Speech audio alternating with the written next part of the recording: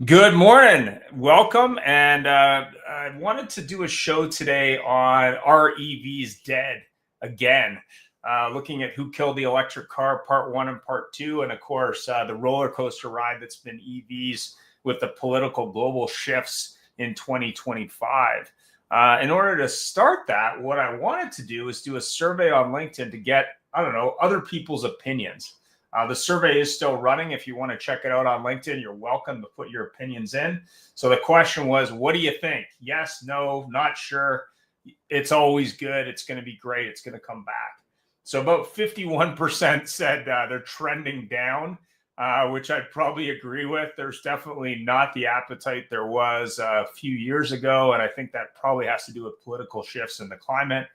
But also shifts in the cost of EVs based on rebate programs.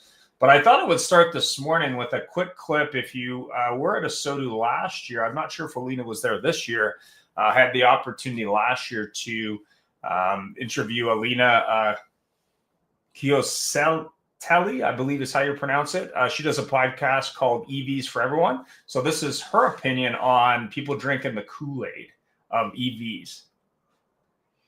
This takes a second to load for some reason. Let's see if I move it back. Come on, play. Really diverse, sea of people in the industry who are able, to talk about EVs. And so what I've just been hearing on also the dealer side is like, man, especially with some of the tax credits and now the point of sale tax credit coming in on the used car side. It's really helping people to just be able to experience these cars for the first time. And it's really interesting to see some of the dealers who are utilizing some of those things, who may or may not be like, yay, EVs, right? Because there's a little bit of a push and pull there now.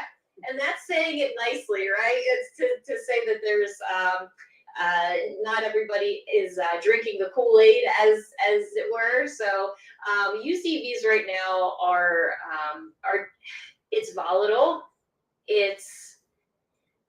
But it's not going away, right? So I also did an interview with Amira Ali. She is a auto finance expert, and she was a former Tesla and Lucid employee. She worked at Chase Automotive, did all of these amazing things in auto finance. And she was saying, look, that these glut of off-lease vehicles are coming back into the market.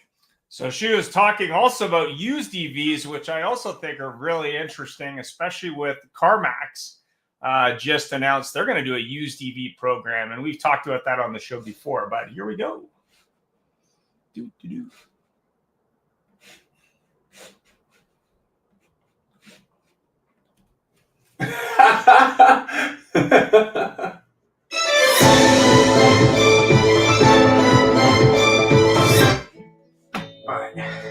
Life is about connection, having a support system to lean on, and roads to endless possibility.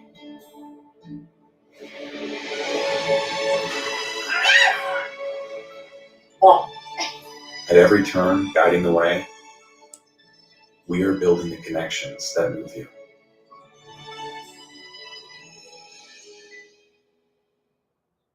One of the really nice things about Larry, one of the reasons that we brought him to our dealership, is he's so very much aligned with our core values, so with our brand, which is thoughtful and professional service. And because that alignment really worked out well, because he was so committed to the success of others, we really knew that he was the right person to spend time with our sales team, with our managers and each sales consultant. And we're just really thrilled to have a partnership with him. And so we thank him. How do you adventure? Is it fast? Is it free? Is it clear? Is it rugged? Is it remote? For your next adventure, trust MotoClothes for buying, selling, trading, and protecting all of your motorized assets. Powered by Disclose Dealership Management Dashboard, your all-in-one DMS, CRM, menu, lead gen, inventory, staff, client, and deal management solution. Disclose DMD, like a DMS, only better. Mention promo code AutoHub 2025 to get special pricing, including waive setup costs, no contract, and your first month's free. Car dealers often underestimate the power of social media.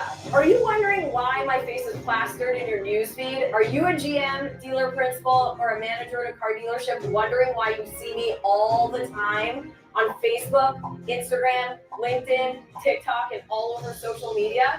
Well, that didn't happen by chance. I target car dealers that are in-market shoppers for social media services, and I'm going to do the exact same thing for you so that you target in-market shoppers for your brand of customers that purchase your vehicles. During my Viato days, helping car dealers appraise and price cars, everyone was asking me, what do I do on social media? What do I do with Facebook, Instagram, TikTok?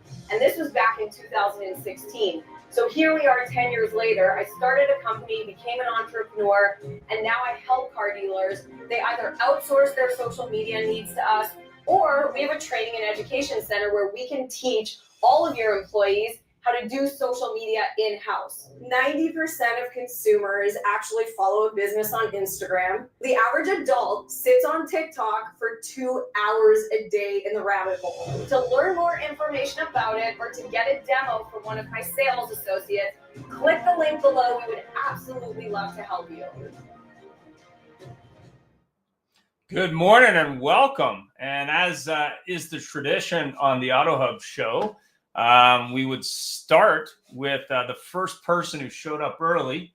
And in this case, it is our newest person on the AutoHub show, and that's Mr. Fred Perez, I believe is how you pronounce it. I hope I got that right. Yes, sir. Yeah, So tell me more about what you do, but more importantly, do you think electric cars are dead again, or do you think it's just a slowdown period in the sale of these things? What do you think? Well, I think that's a great question. I think everybody's asking the same question. So I'll give you my 2 cents. I'm on a 30-year automotive career journey. Made stops at Toyota, Chrysler, Nissan. For the last 5 years at Hyundai Motor Group, where I was the global SVP of product line management. And I can't tell you how much time I spent trying to answer the question that you just asked. The road to electrification is not a point from A to B. It's got its challenges, it's got its opportunities. But to answer your question in a sentence, it's not dead. And a lot of the data, if you look at it, points to a slowdown. We knew the growth rate would slow down eventually from the initial year-over-year growth. We just didn't think the growth rates would slow down this quickly. But when you look at it on a year-over-year basis, Ian, we're up 11% Q1 25 versus 2024. 7.5% market share. Still a lot of investment going on in the industry on EVs. Anyway, we can get into some of the details, but the market is definitely slower, but I still think there's a heartbeat. Yeah, that's an interesting point of view. I mean, I was a little bit surprised with CarMax on the used car side, but I've done a show on used cars on the EV side, and I still think there's a huge opportunity based on the depreciation of used cars and the fact that with accelerated depreciation, you get a hell of a value, especially if you can finance that thing. So we have Peter on. So Peter, maybe you can talk a little bit about, as a former EV, I guess, fanboy or owner, maybe you can give us your thoughts on the slowdown period. I mean, I know rebates and government incentives probably have something to do with it, but what's your opinion on dead again or still beating on the EV side? Bring out the crash cart. It is on life support.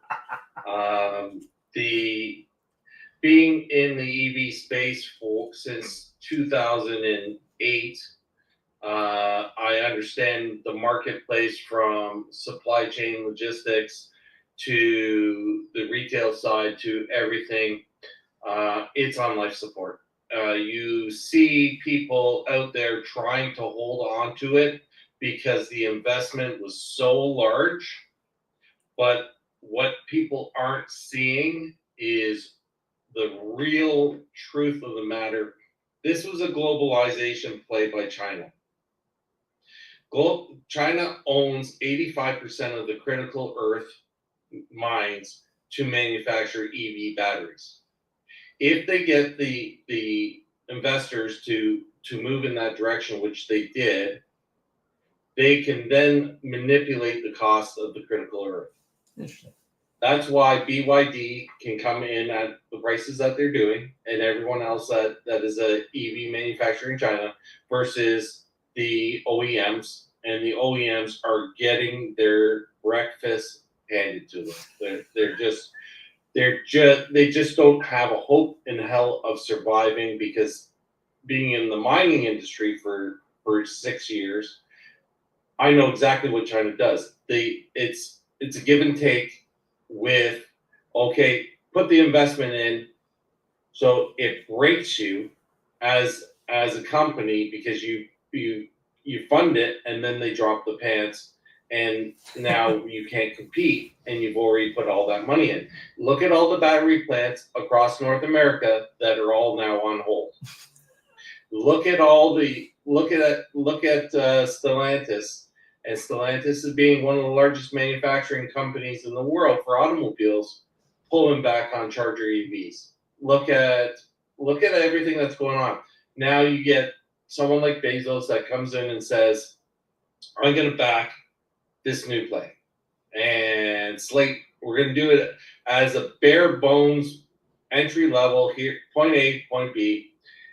It won't get through the government standards, because the government standards will require you to do certain things with the cars to raise that cost. And Ford's experiencing that right now with the massive recall on the rear view camera. You can't cross the border with that issue right now on those cars, because it doesn't meet government standards. So it's going to be, there's lots of things that are going to affect this marketplace. As you said, I had 5 Teslas. I no longer have a EV car in my driveway. I don't even have a plug-in hybrid anymore. I've gone back the other direction. And that's something that happened in the early 1900s. Yep. It happened. 60% of all vehicles on the road, back when the Model T was around, were electric. Yeah, women were the big proponents, from what I understand, because it was quiet. That was my understanding. I saw one at the Vancouver Auto Show years ago. I think it was in 1897 or 1903. And that was also true. And they were doing that with, I believe it was city transit vehicles, and General Motors got into buying those companies up because they wanted to sell gas cars. Larry, you do some training on the EV side. What's your opinion on EVs? Are you there? Can you hear me? Yeah, I got you. Go ahead. My feeling is it'll stay as a niche car. Okay. Obviously, with a different administration, they're not looking to do all the things, the rebates and all the subsidies. Yeah.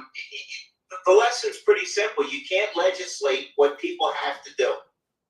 In these terms, America tried this with prohibition last century, and to the point where they put poison in some liquor for people's own good, to get them to stop drinking, which is as insane as it sounds. But unfortunately or fortunately, the people that love EVs, they love them. You can explain, Peter's point is 100% right. You can explain it any way you want. They like what they like, and they're gonna keep them. But I never thought it was going to grow to be 40, 50, 60% of the market. I think it'll stay a niche car, and I think the people that love them will continue to love them. And I think you'll see a robust used car market. I just do. I could be wrong, but I don't think it's the end. But I think it's going to stay a niche car. So let me jump on Larry's comments there. Yeah, go ahead. I think he's right. I think that with all the hype that we experienced over the last couple of years, and people talking about 50% of all vehicles being sold EVs, one, We don't have the grid for it. I mean, I know we're building nuclear power plants now. Biden signed some orders. Trump's accelerating nuclear power plants, but you're going to need about 50 gigawatts of new energy to have even 25% of all cars on the road EV. So that's not going to happen anytime soon. But I will tell you this, when people get in an EV and they see that it's a real car and it's got air conditioning and it's got a performance of a sports car and they never have to go to a gas station again, I'll tell you, my wife's one of them. She will never go back to another car or ICE engine again. And so I think that comment by Larry is right. I think people fall in love with them. So what's the number, right? We might hit 11% this year, 10-11% EV sales. Maybe by 2035, you maybe double that. You get to 20-25% if you're lucky. Depends what happens in California, because right now we're the leader in EVs here out in California where I'm at. But 50%, no way. That doesn't happen. Hey Fred, isn't it kind of interesting or sad or pathetic, however you want to say it, that California was the state that nope, we're going to do away completely with gas engines. It's going to be all EVs. They don't even have the power, the electricity to power their state as it is. They're famous for brownouts and blackouts. So it just shows you how unrealistic they were in their estimation of what they could do, even if they wanted to. Larry, I live this every day. If everybody in California turned on their hairdryer, we'd have a blackout, let alone power your EV. Yeah. So let's just tail back on that for 1 second. I agree with Fred 100%. My wife absolutely loved her Tesla, wants another Tesla, everything about it. But I look at it in another format is, yeah, you have these people that believe in the concept, and the concept is absolutely incredible. The challenge is, in reality, when you have insurance companies saying, if you park your EV in your house, we won't insure your house. That's reality. It's not proposition or anything like that. That's reality. When you look at how many EV fires have happened this year in the state of Florida, I think it's at 290 EV fires, all because of salt water and lithium-ion batteries mixing. There is definite challenges out there that the public is kind of in that misinformation stage, that they don't know what is actual reality, and because of as we discussed just before the political climate, it is who believes what. Now, there was something on the news today that I thought was absolutely, I hate to say it was comical. It is in California. It is funny. They're sending all the Waymos to the protest zone, and they're burning all the Waymos because they're taking jobs. And so there's lines of Waymos on fire in LA right now. And again, how does that happen? Well, that's technology and electric. But I love the concept of EV. My wife I get beatings from my wife daily on it that we don't have one, because one, the car was always charged when it left the house. She could drive as much as she would ever drive in a day. The speed, the quietness, everything that the EV had was perfect for her. Me, I drive beyond the range. And as soon as you drive beyond the range, they're inefficient, stupid automobiles, in my opinion. And because I had a conversation with a gentleman yesterday who was on a consulting run in real estate, where they were looking at various industrial properties, and one real estate agent was in a Tesla, and one was driving a PHEV. Both looking to improve the environment, both looking to do this, that, whatever. The consultant in the Tesla was 5 hours to the 3 hours for the guy in the PHEV in traveling time. I think that's the real I guess, hate to say it, but politicians are sometimes full of what. This 50% or this 70% or 100%. I think I'm actually connected to the guy who runs Toyota. I think it's Norway or Sweden where they're pushing this really hard. Ironically, their whole economy is based on offshore oil and gas. But the thing that's interesting, I think, is just setting a target that might make sense for that niche customer. And it's ironic that you bring up ladies really liking these cars, because that was the original fan base for the electric back in last century. So at the end of the day, I think that there is definitely a niche play for these cars. The question becomes, from a manufacturer standpoint, from a political standpoint, from a global standpoint, what percentage of customers have A, the luxury to pay all the money for a new one, and B, really want to own that car? And to Larry's point, when the government comes and says, hey, I want you to buy this because it's a great idea, that's part of the challenge.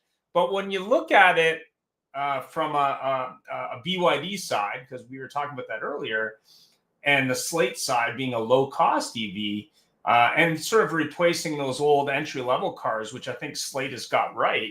If you had an entry-level EV that was reasonably affordable, do you think that they could capture more market share just because of the affordability alone? Not engine specific, but I'm making it cheap for you. Like, I'm going to make it cheap. Hey, Peter, before you answer, be careful, because I think you're blowing your chance to get be the endorser, public endorser for Elon Musk. Ian, here's what I would tell you. Yeah. Here's what I would tell you on that.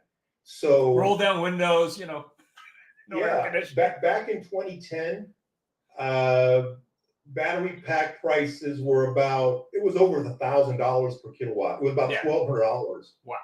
In 2024, it's about $140 per kilowatt. And the way things are going, we could see about $100 per kilowatt in the next couple of years. At that point, you've reached cost parity with gas without subsidies. So I think you're absolutely right. Fred, you don't have the fear and anxiety that you're stranded somewhere and you can't get, because you can always find a gas station. Yeah, but here's what I would say to that is that, and you're absolutely right, because range anxiety continues to be one of the biggest obstacles to adoption. This is why manufacturers are spending time in extended range EVs, right? EVs, EREVs are different from hybrids because hybrid engines power the wheels and the motor, and extended range only powers the battery, right? So for people out there that don't know what the difference is, right? So you can get significantly higher ranges with EREVs. And I think for some people that makes sense. But for people that have smaller commutes, I think going fully electric makes sense. But my point is that we're getting to the point where the cost parity conversation, now there's still issues with the minerals and everything else that Peter mentioned. That's a big issue. But I think from a cost perspective, can they be affordable? At the end of the day, if people can't afford them, and then they don't want them, and if they don't want them, you're never going to get these higher percentages in mix that we're looking at. Yeah, I mean, I think when you look at BYD, and I know they have an entry-level car without tariffs, which would be about 15 grand landed. And I look at Slate and I said, here's an interesting twist. If you had a decontented car, even if it was an ICE car or hybrid or electric, there's definitely a market demand for those cars based on affordability alone. If I'm a millennial or a Gen Z or an Alpha, and I'm looking for transportation, whether that be alternative vehicles like a scooter or one of those one-wheel things or a smaller vehicle, there may be an argument for, having a low-cost, bare-bones vehicle that someone can start driving. Like, I think that's interesting. Go ahead. I'll jump on that for a second. Yeah. Because the challenge with that is, if that was truly the case, Nissan would be in trouble because they had a $19 a month lease on a Leaf. $19? $19 a month lease. So that was cheaper than a bus fare. So you look at Toyota on the Elon's ugly stepchild, the BX4, whatever it was called, you could lease one of those for under $100 a month. The ID4 in Jersey had a lease at $79 a month.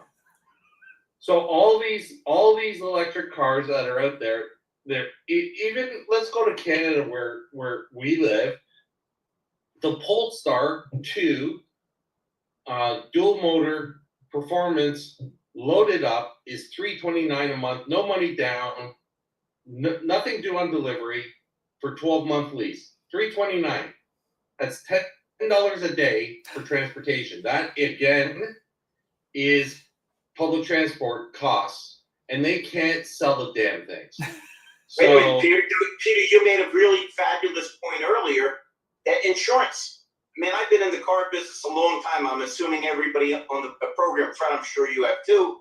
I've had many a deal where I had the deal done, and then we called the insurance company because of their driver record. It was $300 a month, and that killed the deal. If they continue to have these crazy replacement costs with EVs, or maybe people being shut out in some factors, that in and of itself can take the affordability issue and throw it out the window. Yeah. Correct. Like look at my Tesla. I cracked the bumper and 2 taillights. $2,000, $3,000 damage. It ended up being a $325,000 insurance claim when they wrote it off because it took them 9 months to get parts for it, and by that time the car ate itself and they had to write off the car. But at $500 a day on insurance rental for a similar high-end EV rental, it was $100,000 for the rental cost. So the insurance is going to kill this marketplace because the insurance is terrified of underfloor damage to batteries. The insurance is terrified about the water intrusion to batteries. Insurance is terrified about replacement costs. Like there's all these things. What's a Lightning battery cost for Ford?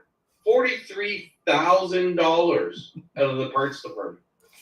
Yeah, well, but you got to look at it and say you can't resist it forever. You're gonna have a niche area. You've got upgrades in batteries going solid state, faster charge times. You've got to Fred's point, lower cost per battery megawatt or per battery hour or for performance. But also, I think, when you look at it and you combine the used market, which is about to get, if you see solid state, cheaper, you're also seeing things with hydrogen and other engines that are very interesting.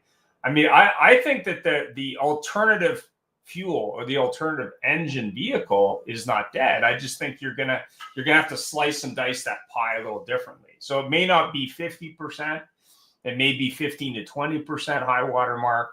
But when you look at those options, Toyota, I think, has played this game real well with their hybrid technology. The power is options. How can I make that vehicle affordable? How can I maximize the range? And at the end of the day, sooner or later, that balance of gas versus electric is going to tip. I think the question is when, and that's I think the $1 million question. What do you think, Fred?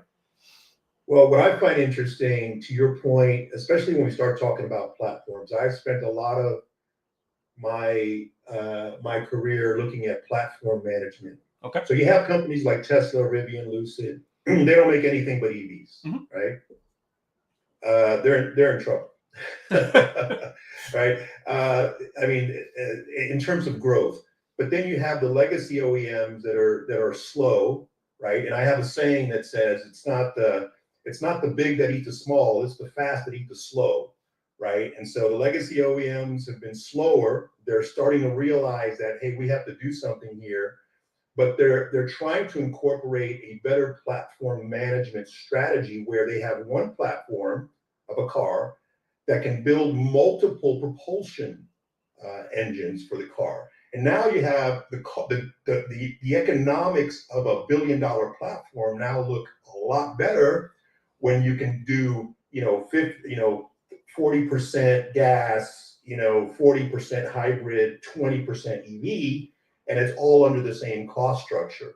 You still have the challenges with all the minerals and stuff that was mentioned, but that Peter mentioned. But I think that is something that is working in the favor of getting to a point in the future where it's going to be about choices, right? What does the consumer want, and can OEMs give them the choice in the dealerships to make the decision that they need to make? And I think you're 100% right there. If I had better data from an OEM perspective from the dealership, if I had a better understanding using digital retail and other platforms of what people actually wanted to buy and drive, I could make better short, medium, and long tail decisions to build that car to make sure that I'm maximizing revenue, but also minimizing overruns and costs and overruns in vehicles. I mean, we had Bill on the show a while ago, happens to run a Cadillac store in New Jersey, and General Motors in their infinite wisdom said, yeah, 31% of your customers want electric. He's like, no, 8% of my customers want electric. Like, I don't really want to buy all these cars that nobody wants. Ian, when I was a Cadillac dealer and I go to meetings, we believed General Motors' unofficial slogan was "Ready, Fire, Aim." So that's how deep those guys get. Yeah, he said I was talking about it, and he said, well, I said, what's their answer to all these issues with interest rates and cost overruns and overpriced vehicles and EVs? He goes, oh, they're going to take a wait and see approach. Was kind of the point of view, which I thought was kind of interesting. But more importantly, when you break it out by your mainline automakers and then your luxury automakers, I think the luxury side is also quite interesting, because when you look at brands like Cadillac and BMW and Audi and Infiniti, and you know, some of them have had a lot of success and some of them have been challenged. And I always use Porsche as an example. They've electrified the Macan. I'm not sure how long they're going to keep the gas side, but electrifying a 911, I think that would be something that you'd step on a big landmine. Like, I think that would be a mistake. They did electrify the 911. The new 992.1.2 is electric, but it's a hybrid system powering turbos in the engine, and basically they've stated that this is a revolutionary drive system that is available for the mass consumption now, but they're going to die on the vine with the new Macan. Yeah. The Taycan is like, they're getting hit with 60-70% depreciation for 10,000 miles, 16,000 kilometers on a Taycan that's 2 years old. And in the marketplace, as this said, we're not even interested in that. So the used car marketplace for EVs is going to be a challenge. With the $3,500 tax credit from the U.S. administration going away, that's going to enter into it again. There's just so many things to unpack, and all along, going back to my original statement, is China's going to manipulate the market based on what they want to do with the critical earths, and they're going to suck people into investing, and then once they do, then they're going to open it up again, and that's their play on the mining industry for the last 25 plus years, and it's bankrupted so many development companies in Canada for critical earth, where we have all the chemical compounds. But what about that person who's an EV fan person, man or woman, who says, listen, I want to buy an EV. I don't want to buy a new one because it doesn't really make a lot of sense from a financial point of view. I want to buy a used one, even without the rebates, with the depreciation at the high levels it is. We talked about Porsche, but Tesla's in that camp, as is everybody else. I would say that there's a huge opportunity for dealers, and that's probably why CarMax has spun this out, to say, hey, maybe I can corner the market on the used side and say, hey, this car is only 2 years old. The person got out of it and probably got buried in debt, but whatever. Take advantage of that situation and really focus on, a low-cost vehicle. Hurts. Hurts. Yes. Had a little bit of a problem with some Teslas there, but do you think there's an opportunity for that dealer to say, hey, maybe there's an Absolutely. opportunity for me to have, say, instead of 5% electric, maybe 20% used electric to make that cost point lower, right? If I was a dealer in the US right now, I'd be buying huge into electric, just like Carvana has announced. Yeah. Because it's all about affordability. And if you can get and I'll go back to my cheap ass brother. He has a set amount a month that he will pay for a car, and he doesn't care what he drives. Yeah. But he looks for the most expensive car, not features, not anything. He looks for the most expensive car that will fit into that monthly leasing budget. So if it is a BMW that fits there, that's what he's driving this time. If it's a Mercedes, that's what he's driving. And that's how he makes his purchase decision. Now, on the other end of the spectrum, you got someone who says, I can only afford a $300 a month payment.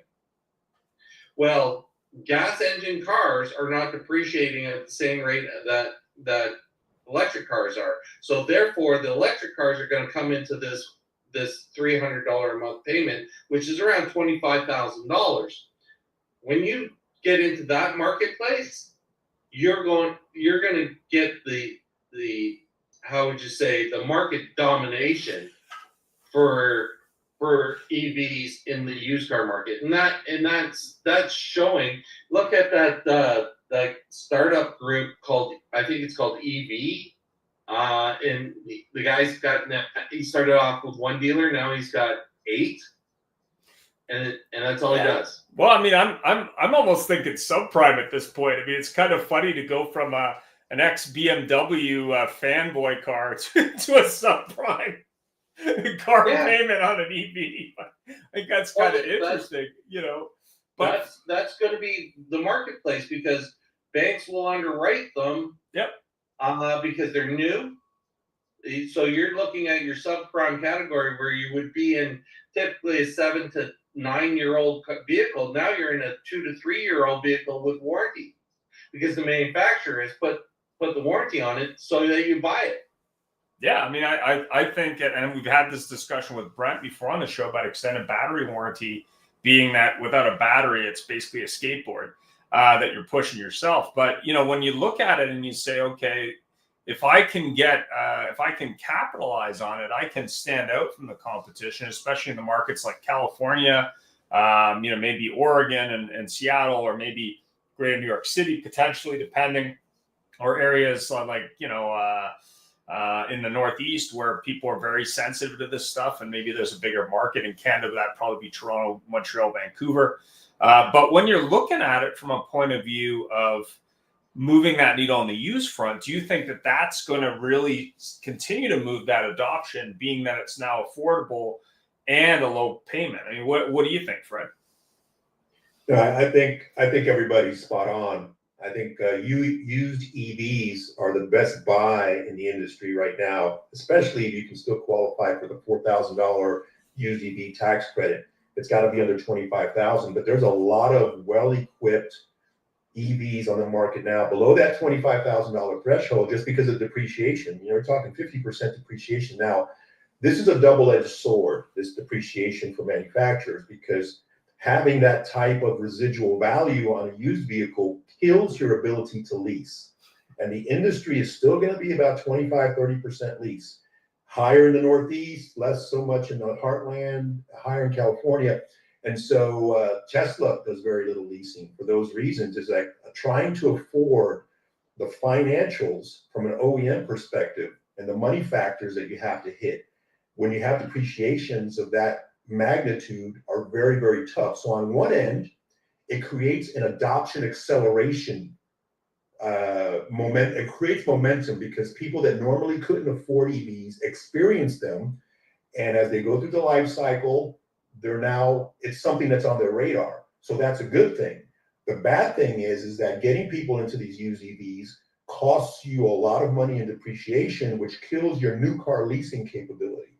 So there needs to be a little bit of a balance for the manufacturers to benefit from these depreciation levels. But right now, Larry, Peter, and Ian, it's the best buy out there. Typically, the EVs tend to be a little bit better equipped with technology. The performance is great. Total cost of ownership is down. And if you can fit the EV in your lifestyle of range and recharging, it's a no-brainer. Yeah, I mean, I don't know if you saw, but I think it was Honda with their certified use program. They've been extending model cycles, and I'm sure Toyota's done the same thing, as probably as Nissan and others. But the name that always comes to mind when I talk about depreciation is BMW, because they used to, or still do, subsidize their leases for gas cars. Now, I know they have some electrics out there, which are crushingly expensive new. It's going to be certainly interesting to see what, say, I think it's an i5 or an iX or whatever it is. It's an old X5 platform. But when you look at some of these cars that are a little bit more on the, to quote Peter, his brother's sexy list, but he wants to be on a penny pinching budget. I mean, I think there's definitely maybe an opportunity for BMW to bring back some of those BMW 3 Series or electric 3 Series fanboys to unload these cars that they've got coming back. I mean, I think the opportunity on a used finance or a used lease on a 3-year-old electric 3 Series or a 3-year-old electric 5 Series, or even I think even the 7 Series available that way, be kind of interesting. Yeah. So when we look at that and understanding leasing is in the U.S. right now, leasing's dropped to just under 18% nationally. Wow, that's low. And now again, as Fred said, in the Northeast, it's a high percentage. In certain areas, leasing is a high percentage of purchasing.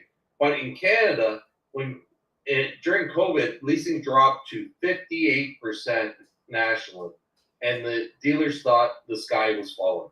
It was over. We were done.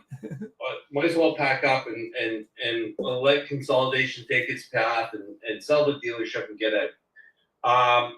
The manufacturers like BMW offer a program back to the dealers that they have to buy back a certain percentage of their leasing portfolio each year. Otherwise, they do not qualify for leasing opportunities, the subvented rates, the increased residuals.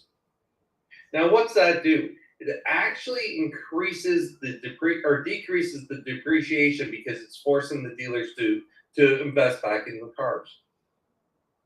The U.S. hasn't capitalized on that yet. They haven't looked at that program saying, hey, if we turn around and we say our cars are going to be worth more, and we force that upon the dealers, well, that is going to artificially increase that. And that's something I believe EV has to go into that marketplace with that thought process, because that's the only way you're going to get that adoption. That's how BMW went from selling about 10,000 cars in Canada a year to selling 60, 70,000 cars a year, because they created this market adoption that you could get in. And it was when I was with BMW, it was $500 for a 3 Series, $700 for a 5 Series, and $1,000 for a 7 Series on a lease. And that made that whole branding affordable, because for $500 a month, you were driving a well-equipped Camry. So why wouldn't you drive a BMW for the same price as a Camry? And it rated that whole fan base. So that's something that EVs got to get into. Peter, before Hyundai had a decent residual, they were getting crushed. That's when they became a real car. When they came out with the Elantra with the 100,000 mile warranty, but more importantly, when the residuals got healthy enough that you could lease them, because before that they absolutely could not compete. You mean the Pony wasn't a big lease vehicle? It was not, sir. Hey, speaking about Hyundai, so I was there the last 5 years. Yeah. And one of the things that we worked on specifically is, to Peter's point, life cycle planning. And one of the things that a lot of manufacturers have yet to catch up on is what happens when these EVs come back, and what does it do to your residual values? And so I spent a lot of time creating opportunities for a closed loop system where these vehicles never get to auction. Yeah. And Peter's absolutely right. The US is way behind in these types of programs. Some manufacturers are now dabbling in them because they see the cost of leasing is out of control because they can't manage the residuals. So managing residuals, life cycle planning, closed looping so that you don't get these vehicles going to auction is really the key to getting the used vehicle adoption, as well as making it better for OEMs to sell new cars. Yeah, I mean, when you look at General Motors back in 2006, and I know it's a while ago now, I mean, they took a bath on leases. I remember going to an auction where I used to live in Vancouver, and there were acres of these cars that nobody wanted. So, you know, I mean, I remember that epically going, wow, you've got Escalades for days that nobody wants. But to your point, if you can close that loop, and I think BMW has been very good at that, where they basically say, hey, you have to buy a percentage of these cars back. And I think that could also work maybe for Rivian, maybe for Polestar, maybe even for, you know, these other companies to say, hey, my residual would be really bad if the car was available. But if it's not available on the common market, I have more control. I mean, I always think of De Beers diamonds there as an example. Like, what's a diamond worth? Who knows? It's really about controlling that supply. And I think as you look at these cars, like, for example, Ferrari with their plug-in hybrid Ferrari and others, I mean, they really control that supply. The big question is, can these mainline brands do that effectively to control that? And more importantly, can they continue to drive sales when that customer goes, well, maybe I'll just buy a used one? I mean, I think that's really interesting as we move forward with this adoption. Is it's, to Peter's points, about dollar, car for dollars, but it's also about what does that millennial or Gen Z or Alpha want to buy that's different than their parents. I mean, that's what I think is interesting about Genesis as a brand that I would have never thought would have had legs 10 years ago. And I would also say that when you compare it to a brand like Infinity, I mean, Genesis is way ahead because Infinity just has been unable to reinvent themselves. Oh, wait a minute, and it's because they got smart. I was in Cadillac. We lost you. We lost you, Larry. Go ahead. You're a Cadillac. You are a Cadillac now? Okay, go ahead. Nobody in their right mind wanted that car. Yeah. Yeah, nobody in their right mind wanted that car. It's back to the same thing. If you build the right product, if you have the right executives in a company that understand how to nurture and keep their market, you're ahead of the game. Oh, 100% agree. When I look at when you look at Genesis as a brand, and you look at the different models they came out with, it kind of reminded me a little bit of Honda in the early days, where they had like Acura had like 3-4 cars that sold well, and then they got into like all kinds of things. It was chaos. And the same is true when you look at Infinity. I mean, the G35 was a very hot vehicle, but later on they've got all these cars that really there's no demand. Like, why would I pay more for a Nissan with a badge? I mean, so looking at that, and I love that analogy, is that because we as, and I'm going to say we as dealers, we as automobile industry professionals, we're not looking at demographics of age. Yeah. And that is something that is being sadly missed, because if you look at dealers and you say, okay, well, what about DR, digital retailing? They're avoiding it like the plague.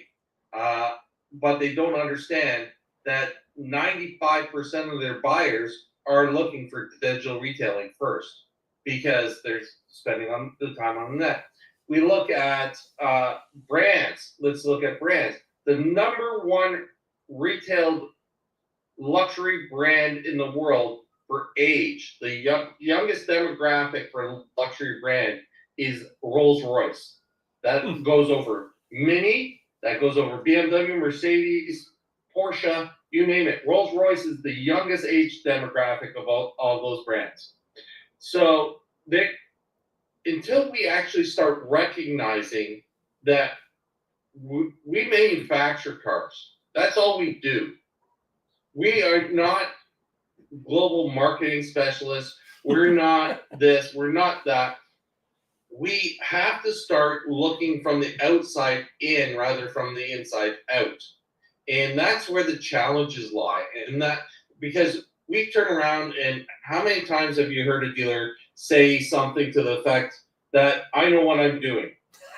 And they say it all the time. And I'm not putting down dealers by saying it, but they back it up by saying, that's my name on the building.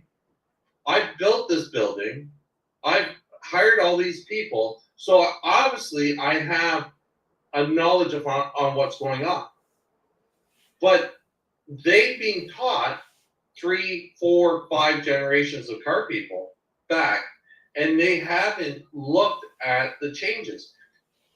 When I started in this business, I had an ashtray on my desk, I had a whiskey bottle in my drawer, I had a phone that had a 40-foot cord on it so I could walk around the dealership and get to places.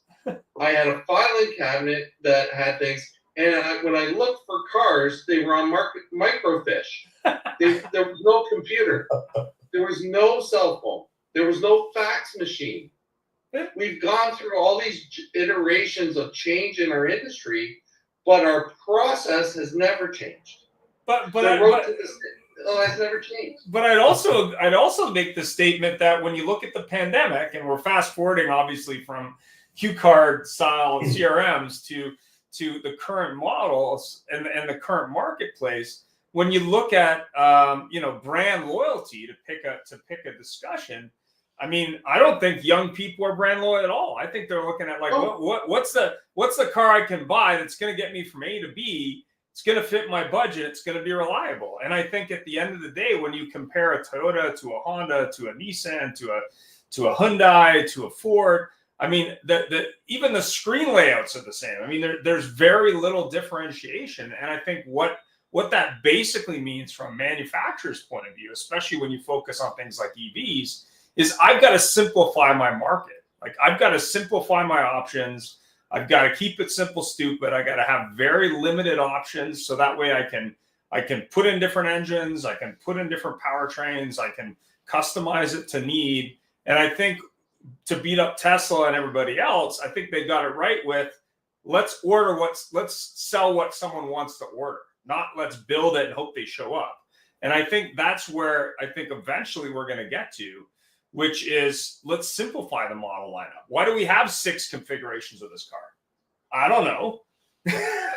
The customer doesn't know. The salesman sometimes doesn't even know. Someone downstream has said, oh, we need a basic, we need an LE, we need an XLE, we need a premium, and then we need a platinum, and then we need an ultimate. and just to make sure that people don't look at things. Whereas Toyota, one of the smartest brands in the world, said you can have an A, B, C, or D version of the car. That's it. There's nothing else. You can have 6 colors, and you can have this, and you can have that. We'll speed up this, and that's just the way we are. Now, in saying that, we have to look at things, and again, back to the stupidity of this business. Let's drop Apple CarPlay in cars. Oh, okay, 60% of the world operates with iPhones, and you're going to drop that out of your cars because you want to make a deal with Google. But again, Peter, I mean, you're looking at it going, if I'm looking at the way the industry's changed over the last 10 years, or let's take the last 5 years, we've got cost of cars are out of control. They just keep going up and up and up and up and up, whatever, pick your car. You've got buyers who have less money to spend probably than ever, or for a long time. You've got manufacturers making so many different configurations of a car that the dealer doesn't want to stock and the customer probably doesn't want to buy. And you've got to change simultaneously in the way people buy cars and the cost of money. I think the option is not to beat up anybody against Slate, but keep it simple, stupid. Let's go back to 1 SUV, 1 truck, 1 van, 1 car. Let's not have 20 options. I mean, I almost laugh when I walk by pickup trucks in my market and they all have like a limited edition badge. It's no longer enough to be like, the LE or the XLE or whatever. Now it's like the black edition or the gold. I mean, it reminds me of the 80s. It's like people have gone off the cliff crazy with configurations that nobody asked for. It's like selling an extra deluxe pizza and adding like an ornament on the top of the box. I mean, it makes no sense to me at all. When you throw electric in, all you're doing is adding another product line. So I'm saying, okay, you can have an electric or gas or hybrid or whatever. But what you really need to look at is how can I change the way people look at my brand? And the reason I bring up Genesis is I think they've been able to differentiate, much like Lexus did from Toyota, without the cross problems. And the reason is simplicity. And I think that's the answer on the electric car side is we're not going to do an electric on everything. We're going to look at what sells. We're going to build that. We're not going to build electric pickup, electric SUV, electric sports car, electric entry. I mean, what can we sell to people? And I think that's really my final thought. Fred, what's your final thought on, what dealers and manufacturers should be doing to maybe balance this as we transition? I mean, what do you think? Well, I think, we've been all over the board here.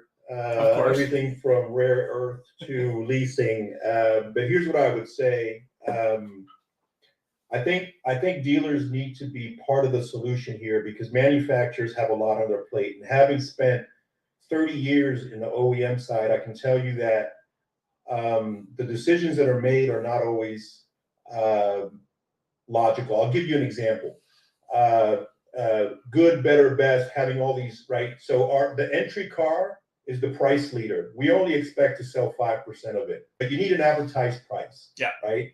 But so and it goes from there, right? So you have one model in the lineup already that's not going to sell a lot. This is all part of the OEM pricing, financial profit strategy. Yeah. And so there's things that are a lot illogical. So counting on the OEM, if I'm a dealer, I'm not counting on the OEM to help me in this EV space at all. But I think from a dealer perspective, here's number one: demystify electrification, demystify charging, demystify ownership, update your online experience. Most EV buyers are doing a lot of heavy research before stepping into your dealership. Update your EV inventory visibility, the landing pages with clear specs, with the clear incentives. If I'm a dealer, and some of the California dealers do these very well, they partner with a charging solution. For less than $1,000, I had somebody install a level 2 charger in my garage. It was easy peasy. They tacked it on to the price of the car. There's a lot of things that the dealers are going to have to do on their own because, quite honestly, every market's different. The customers are here in California. We're already at 25% EV mix, right? Nationally, we're at 11. So that means there's a lot of places that are a lot lower. The California dealers are I think leading the charge in terms of what can we do to educate. How do we empower the sales staff? Your salespeople should be EV advisors, not car sellers. It's a different mindset from the days that Peter mentioned from the Stone Age. And I think that's the number one thing dealers have to do if they want to really take advantage, not only of the new EV market, but the used EV market, which can be very, very profitable for dealers. So that's what I would say as a final thought. And EVs aren't dead. They're just, they may be on life support, but they're going to continue to grow. And we'll see what happens here in the near future. And I got all caught up in the conversation. If you're not familiar with Larry Zanni, he had a bunch of thoughts, as did Dave Neutron, about, I guess, on both sides of it. So a lot of people are still on the EV side, and some people are saying dead long time ago. So that was kind of interesting. But definitely check out the comments on the show if you're on the live feed. And Peter, final thoughts. Well, I tend to agree with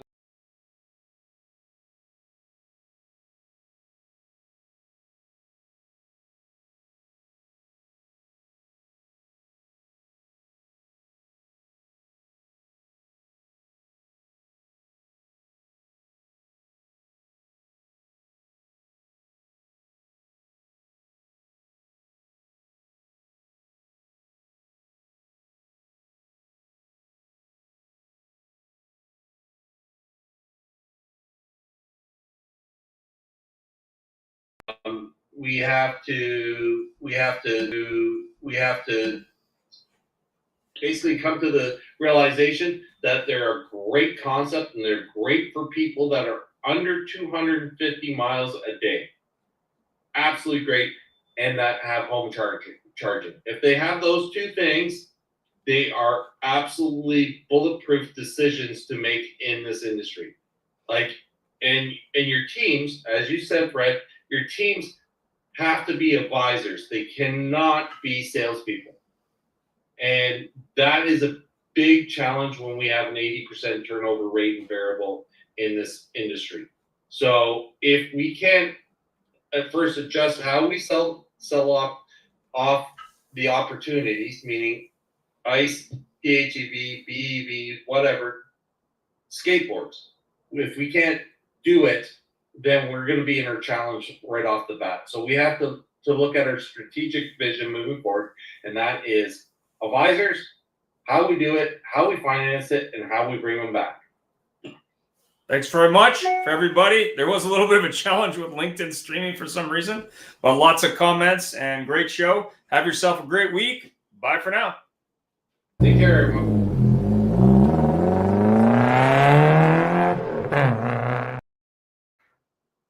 Well, that was good. Absolutely.